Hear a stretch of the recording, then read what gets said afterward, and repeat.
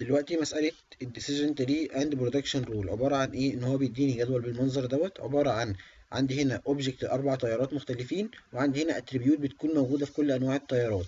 هنا في الامتحان هيجيب لك مسألة غير التيارات لان دي اللي جت في الميد تيرم.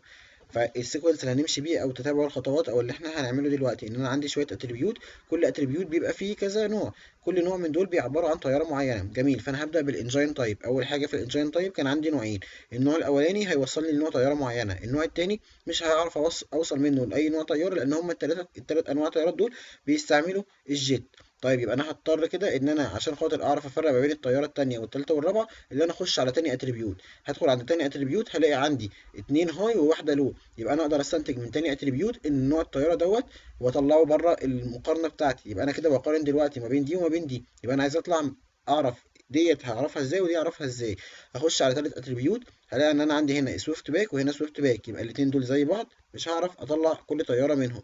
هخش على اللي بعدها هلاقي الاتنين دول نفس بعض نفس الكلام، مش هعرف اطلع اي استنتاج من دي سواء الطياره دي او الطياره ديت. هخش على اخر حاجه هلاقي ان انا عندي هنا حاجه اسمها اي اف تي وينج وهنا نان، فهنا ما دامت الاثنين مختلفين يبقى انا هعرف افرق ما بينهم. يبقى احنا كده دوت شرح المساله. هنيجي نحلها ازاي؟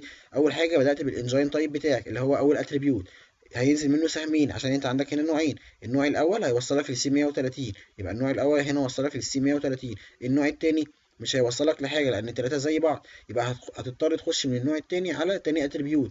تاني اتريبيوت هيوصلك لحاجتين الهاي واللو. طيب لو كانت لو يبقى احنا كده هنطلع بالطياره التانيه. يبقى عندنا هنا بعد ما كنا في اول اتريبيوت وطلع جيت معرفناش نقارن، معرفناش نطلع الطيارات، فهنخش على تاني اتريبيوت. تاني اتريبيوت كان فيه لو وكان فيه هاي، يبقى انا عندي اللو عرفت طياره معينه. طيب في الهاي اتبقى عندي الاثنين دول ما عرفتش، هضطر اخش لتالت اتريبيوت. تالت اتريبيوت اللي هو الوينج شيب. الوينج شيب بيتكون من كام نوع؟ بيتكون من نوعين، ادي نوع وادي التاني. هنيجي هنا ادي الوينج شيب بيتكون من نوعين. طب النوع دوت انا ليه كتبت عنده انون؟ لان انا اصلا الطياره دي من ساعه ما انا طلعتها فانا ما بقتش اقارن بيها، ونفس الكلام الطياره دي من ساعه ما انا طلعتها من تاني خطوه فانا ما بقتش اقارن بيها. يبقى انا دلوقتي كل اللي يهمني النوعين دول، يبقى هم دول اللي انا بشتغل عليهم. يبقى لما اجي عند الوينج شيب هلاقي النوعين دول. النوع دوت هكتب عنده انون. ليه انون؟ لان انا الطياره بتاعته طلعتها من الاول خالص فهعتبر ان انا ما بقاش عندي حاجه. جميل. تاني حاجه السويفت باك، النوع دوت والنوع دوت الاثنين نفس الحاجه، يبقى انا هضطر اخش على اخر حاجه الرابعه اللي هي التيل شيب. التيل شيب كان كام نوع؟ كانوا نوعين. نفس الكلام الكونفنشال كان عندي هنا الطياره دي انا طلعتها فمش خلاص يبقى عندي انون، وهنا نفس الكلام عندي انون، يبقى انا عندي كونفنشال انون. واتبقى عندي التي تيل. التي تيل الاتنين دول زي بعض، يبقى هضطر اخش لاخر اتريبيوت. اخر اتريبيوت كان بيطلع عندي كام حاجه؟ عندي واحد اتنين تلاته اربعه، يبقى كل واحده منهم هتطلع وليها السهم بتاعها. لما اكتب اندر وينج هكتب تحتها انون لان انا طلعت الطياره بتاعت.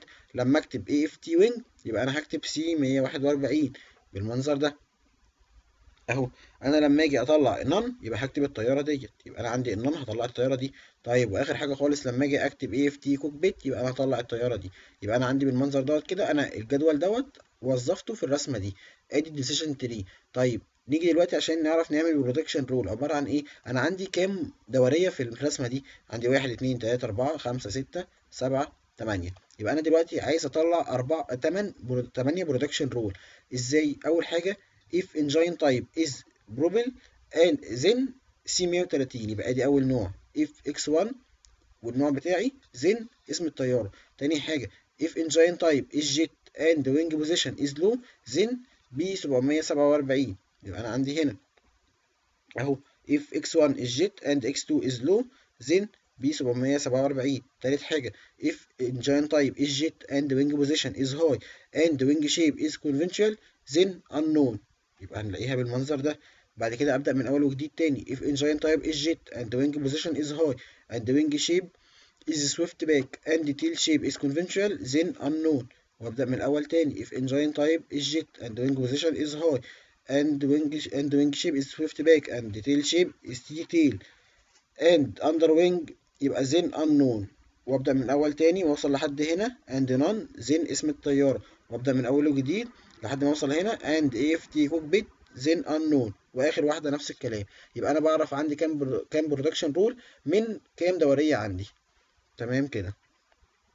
وديت كان بيشرح الديسيشن تري والرياكشن رول على الجزء دوت بس انت عندك المساله بتيجي لك ازاي؟ يجي لك الجدول دوت ترسم منه الرسمه ديت ومن الرسمه ديت تكتب البرودكشن رول بتاعتك. يبقى دي كده حاجه جديده كمان ان شاء الله تكون واضحه